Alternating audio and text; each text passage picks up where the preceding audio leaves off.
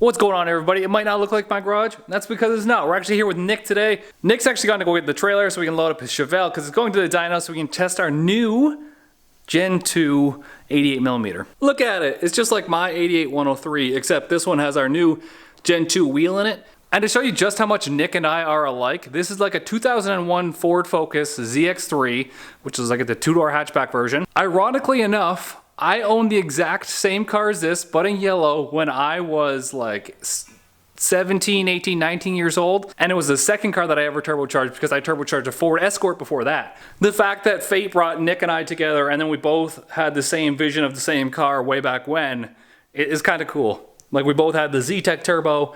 Mine made a little less horsepower. This one's got a built motor in it, but crazy, crazy, right? So let's quickly take this thing and install it in this thing right here. And Nick's car is like an older build. This is like a 408, I believe, that was built like 10 years ago. And all the Turbo Smart stuff on here was pre-Black Sheep Industries. So Nick, you're kind of a poser, but I understand because that's pre our time. Ain't it look pretty in there? Oh. Still shame on you, Turbo Smart stuff in here. Come on. It smells like C16.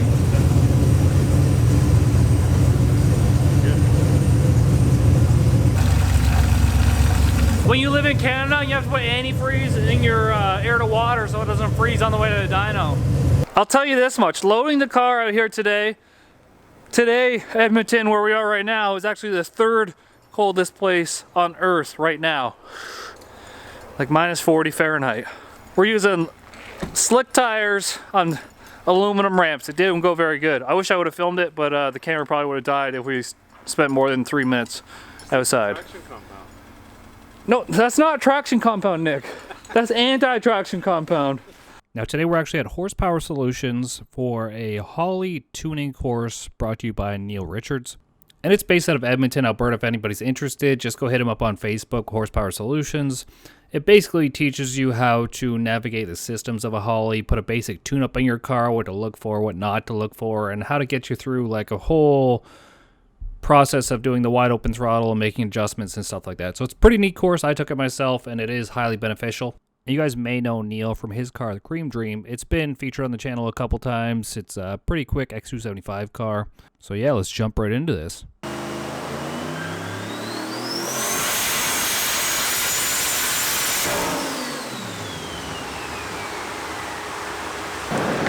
Spicy.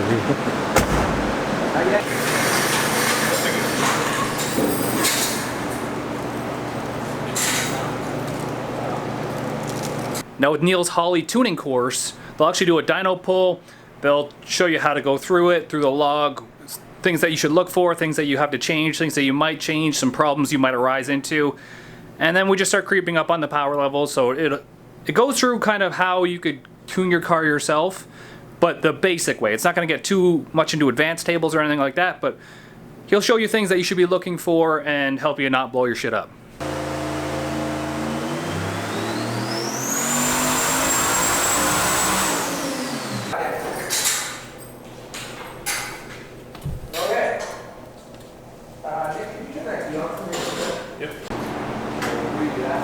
Done messed up, Nick. That's why I'm not allowed here.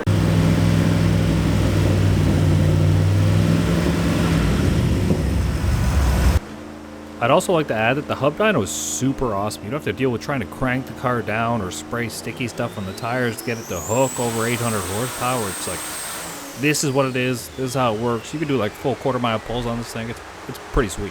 It went up 7 pounds of dome pressure, and according to this, it went up 3 pounds of boost. So we'll see what the actual log looks like. 880 at 17.5 pounds of boost.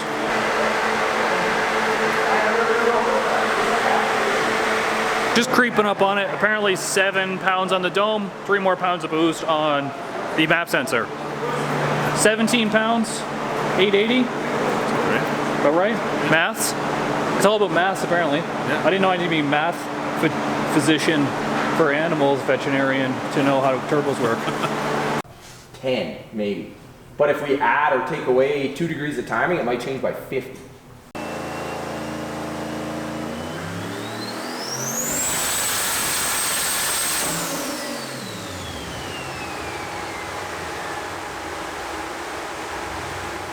So just for demonstration purposes on how timing can affect how much power you make at the same boost level, all he did on this run was add 2 degrees of timing, so we're gonna go see how much power it made versus the last pull, which was 2 degrees less timing. 6,000 up. We gained everywhere. Pretty much 30 horsepower and 30 torque everywhere. 2 degrees of timing. So 2 degrees jumps from that top number to the bottom number. On the exact same boost. Yeah. So all my time that I've been using lazy timing, leaving power on the table. Next up, 26 pounds of dome pressure versus 17 before. Big power numbers.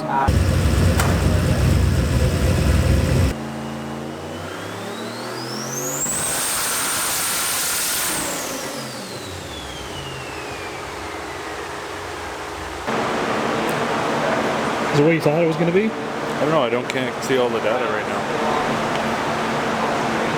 I'm still bringing it up. Also, isn't Gen 3 speed Hemi, guys? 992.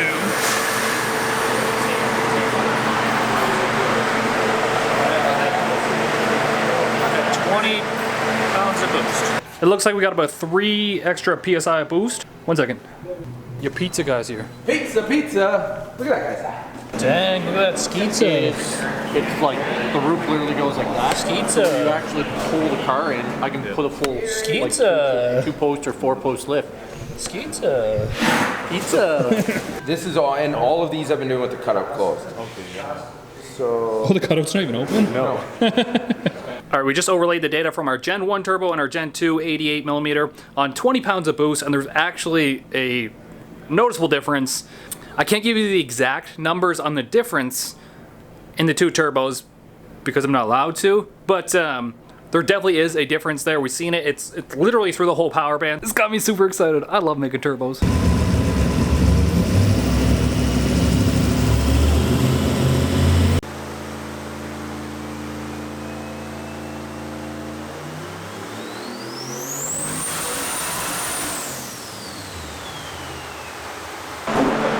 I've done 4 digits, Nick. Oh yeah. 1041. It ended up being on like 22 pounds of boost versus 20, which was like 992. So we still picked up 20 horsepower per pound of boost, which is still good. Read them their spark plugs. We'll find out. Ringers on. Don't tell me how to live my life. Looking up your meat beaters, man. All right, last one, 30 pounds on the dome. This time 34 pounds on the dome, no other changes. Pull it on the dyno again, see where we're at.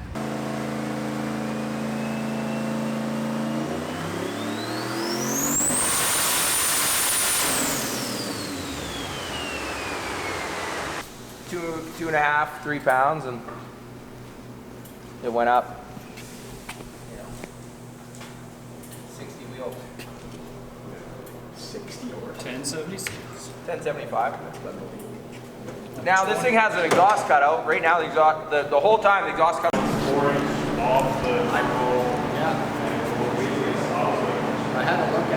So they're still running the full exhaust, which means the turbo's going through mufflers. So it just made 1,076 through mufflers. It has an exhaust cutout in the front that's still not open, but we might open it after. This is now just one cylinder, right? We don't know in comparison to the rest. I can tell you just by the shape of the manifold that these front holes are going to be rich compared to the back, right? So. All right, this pass, just opening the exhaust cutout and everything's going to stay the same just to see if we gain any power from opening the exhaust cutout. And then if we don't make the 27 pounds of boost that we want to make, we'll add boost after.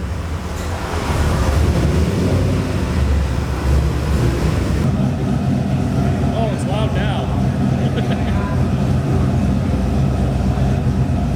That's slightly louder now.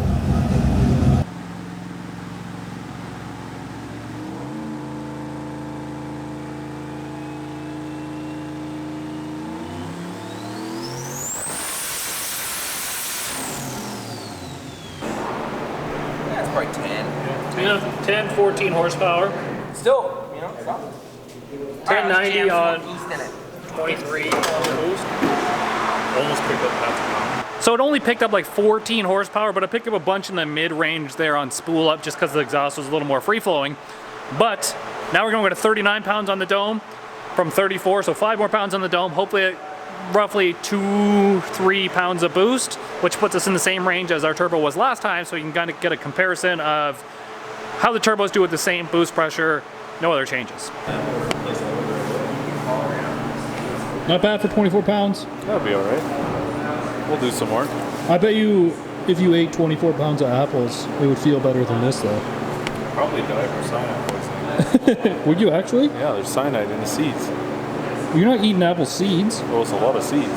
The average human will have to eat between 150 and several thousand crushed apple seeds to die.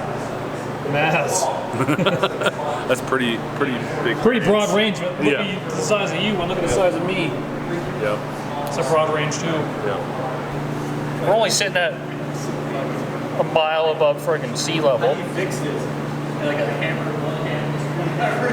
Is that a mile? A quarter mile.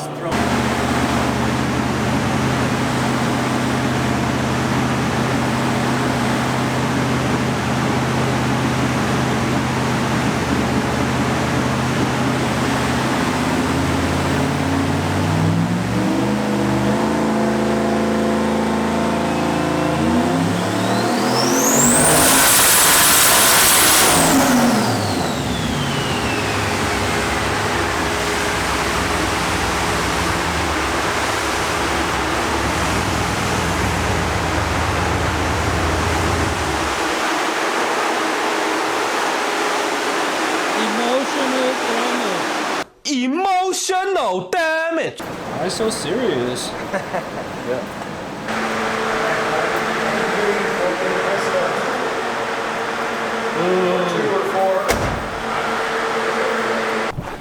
All right, we got the car all loaded up and made just over 1,100 at the wheel. And as we suspected, that the motor outcubes the turbine wheel of an S400. So yeah, it was a good day. I got my Beetle over here. I'm gonna start heading back north because I have to work tomorrow. But the next video I will have an awesome announcement, and looking forward to 2022, baby. Look at this time of day. It just looks so eerie and cold and weird and like the beginning to a horror movie. I feel like that's what Canada is, a horror movie. The temperature is minus 40 Celsius or 40 Fahrenheit, but it feels like minus 53, I believe, Celsius, or minus 68 Fahrenheit, or 64 Fahrenheit. Feels like minus 64 Fahrenheit, something like that. It's crazy. You can't touch, like if you take your bare hand and you touch a piece of metal outside, there's a chance your hand will stick to that piece of metal. I guess I forgot the outro again. As you can see, we're trying to be super transparent with all our turbo stuff, and it's so awesome we can share this stuff with you guys. If you guys are looking for opinions on any of our turbos, True North Turbos, you can message Nick or me at Black Sheep Industries or True North Turbos on Instagram or Facebook. I hope you guys enjoyed the video, and I'll see you in the new year. Peace easy, get that V!